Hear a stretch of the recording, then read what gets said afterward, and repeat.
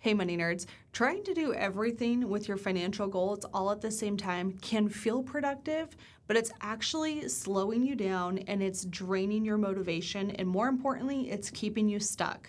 So we're going to talk about a new system to adopt for the upcoming year that will help you feel a little bit more progress and, more importantly, see that progress visually so you feel motivated and you actually are getting out of that stuck mindset or stuck feeling. This is going to be the episode for you. What I find is most people don't fail at their financial goals because of lack of trying. It's not that at all. It's actually a lack of focus, and it's a little bit too scattered. And so they start to see no progress, or something comes up and it sabotages all of that work they've been doing. And it starts to leave them feeling stuck and just in this repetitive cycle that they can't really break out of.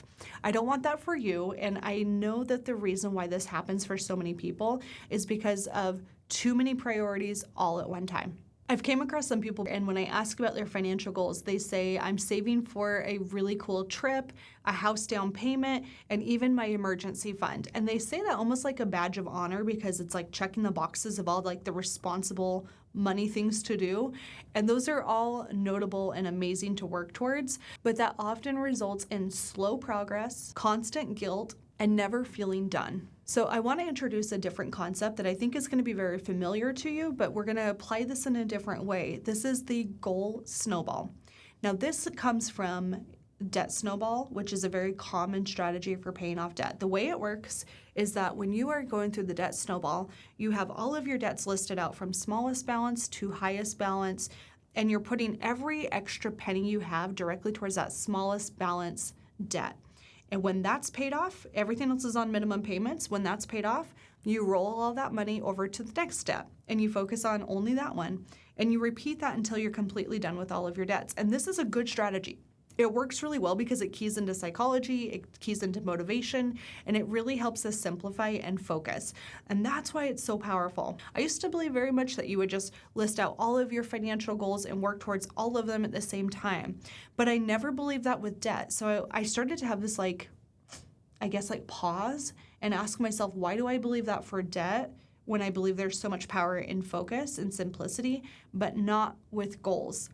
There didn't really seem to be a reason, and it felt kind of incongruent. And so the more I thought about the power of focusing on your goals, the more it just made so much sense to me, and it is something that I think will make sense to you too. So let's touch on that psychology piece. When you have multiple goals, it really gives you this illusion of progress. You feel like you're doing some really good stuff because you have all of these, again, responsible tasks that you're working towards in front of you, but it feels responsible to touch everything. Truly, it does. It feels like I should be doing my investments and my house down payment fund and my new car fund and my emergency fund, and I should be saving for future in general, and I should also be doing blah, blah, blah, blah, blah, right? It feels like when you're checking the box to every healthy area of your financial life, it feels responsible, but money doesn't scale emotionally. It scales mathematically. So that's why we want to be really doing a new system when it comes to our goal setting. Let me give you an example. If you have $1,000 per month extra, you might decide that you're going to put that towards 4 goals in the old system, or 4 goals for like normal goal setting, where you would do $250 towards your emergency fund, $250 towards your travel fund, $250 towards your house savings, and $250 towards investing. And that can feel okay in the moment, but what happens is that emergency fund takes forever to build up. $250 a month is not, that's great. It's a great start. But when you have $1,000 a month that you could work with, it's going to take you a while to get that fund built up to 1 month of emergency savings. The other thing is that house down payment fund is going to feel impossible. It's going to feel like it's taking you forever, because it actually is. $250 a month spread over the course of a year is a good chunk, but it's going to take you a really, really long time to build that one up. And same with the trip fund. And then when you start to look at your investing, you get discouraged, it feels insignificant, and ultimately what happens is when money is divided in too many ways, none of it builds momentum and it kills our motivation. So let's dive into the math problem that no one's really talking about. The math problem that people aren't talking about is that progress isn't linear, it's exponential. And early wins matter so much more than spreading out your efforts in multiple different places. So here's something I want you to think about. Would you rather have $12,000 a year towards one goal or $3,000 saved up for 4 different goals? I personally would pick the $12,000 towards one goal because to me that feels like when it's done, it's done. I don't have to worry about it anymore. I can check it off and then continue moving forward. So most people are motivated by completion, not necessarily through lots of different progress. It's that completion portion when we can cross something off our list or check that box. That's when we start to feel like, okay, this is great. I'm seeing progress. I'm feeling good. I want to keep going. But if you don't have that ability to check off something, it feels a little bit more demotivational. And that completion, it creates confidence. And when we have confidence, we have follow through, which means we're going to accomplish our goals. So the goal snowball is quite a simple concept to adopt and to understand. We're going to start with one primary financial goal, and we're going to fund that goal fully and then move on to the next goal. And that's where we're going to start to see that progress and the results. Again, very similar to the debt snowball. We're using the exact same strategy, the exact same mindset and motivations to accomplish our financial goals. The important distinction here, because I know sometimes this can be a little bit confusing, is that while you're doing this does not mean that you're ignoring every other area of your financial life. This doesn't mean that you are not investing at all. It doesn't mean that you're not paying towards your debts. Like, we're not saying that. This is not all or nothing thinking. It's just saying this is my primary focus. So if I get extra money, that's going to go towards that primary goal in the moment. And that primary goal is the important piece. Everything else goes on maintenance mode. Again, very similar to the debt snowball. Just go on maintenance mode and put every penny you have towards that primary goal that you're focusing on in the moment. So let's break this down together so that you have your own goal snowball for the year. The first thing we're going to do is select one primary goal. This is going to be tricky, so you're going to just go through and write down all of your different financial goals that you have, and then I want you to circle the one that would either be the most life-changing for you or make the biggest difference in your life. Now let me help you out for a second. If you don't have an emergency fund, it probably should be that one. That is the important piece, because if you don't have that emergency fund, that will wipe out your house down payment fund. It's going to take your travel fund or your car fund. It will absolutely diminish all of those other goals if you don't have that first. So having that emergency fund should probably be the first priority. If it's not currently, that's the one I want you to focus on. The other thing you could be doing is debt payoff. It can be retirement savings. It can be catching up on your investing.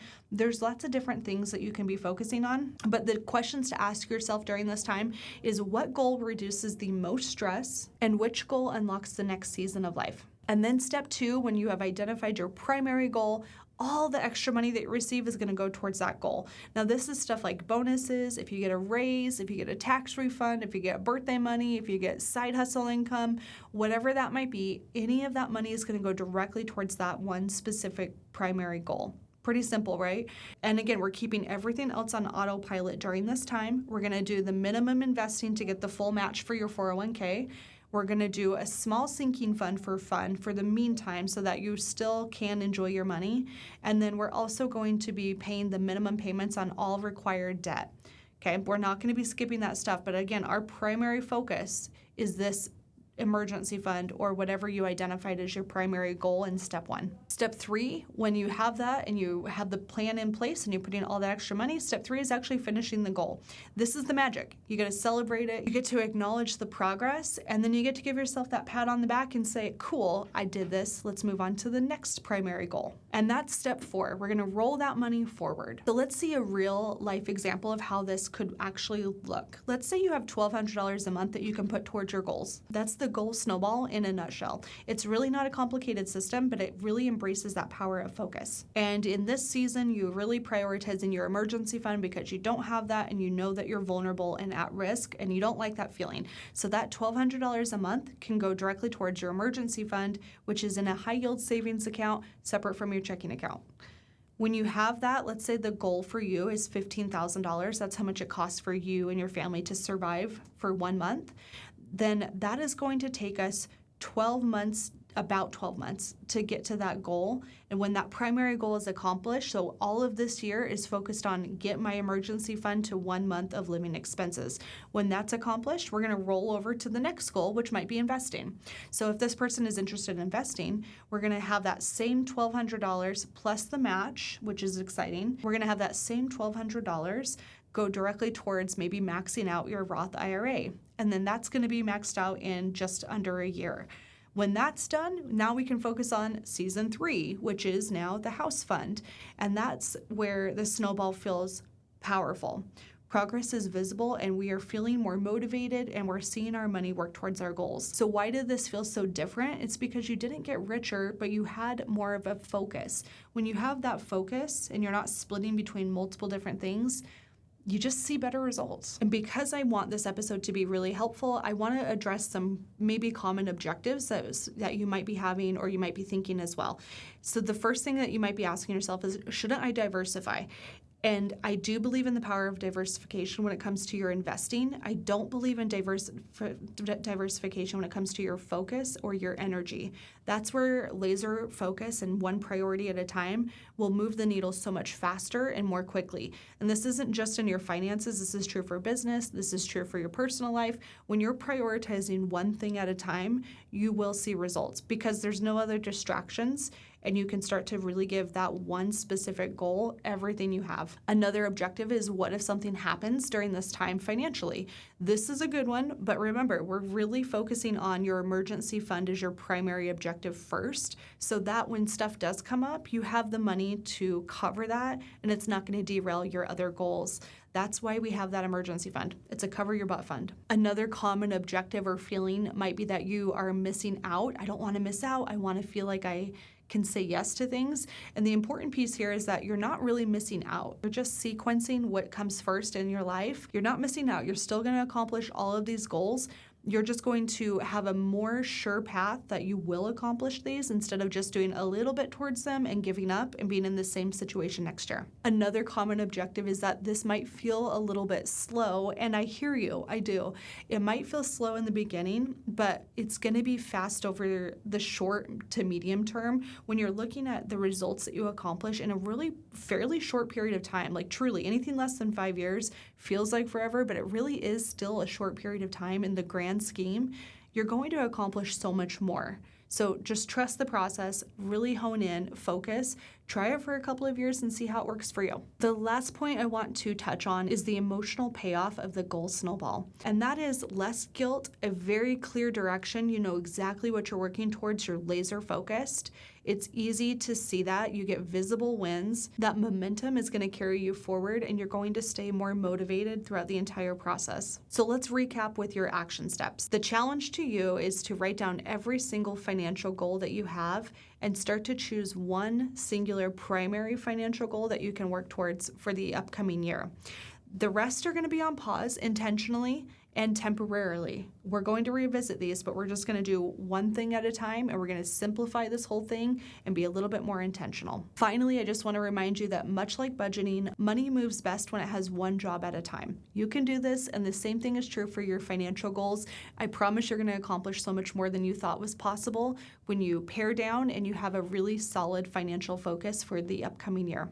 All right, that's it for today. Thank you so much for tuning in. I hope you enjoyed this episode, and more than anything, I hope you do something with this information. So I will see you next week for another episode of the Money Nerds podcast.